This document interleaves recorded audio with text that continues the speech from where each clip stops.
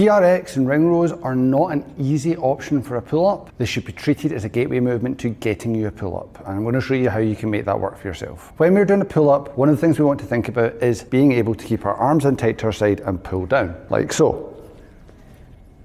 So when we're doing a ring row, what we have to be able to think about is how we get that leverage point. Now, if you look at when I go to pull, there is a slight tilt in my body, which means when I go from here, I hold my body tight, which angles it back a little bit. So when I pull, my feet are staying in front of my body.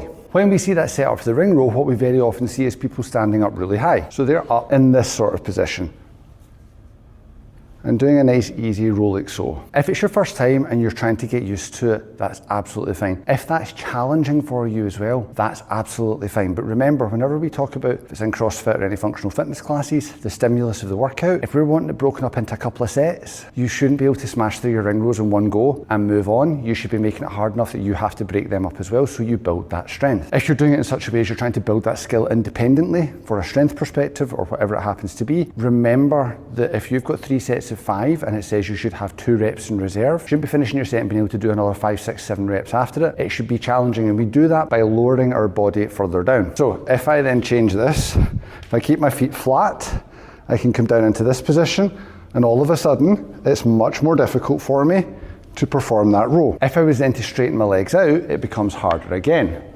So taking that straight leg position and then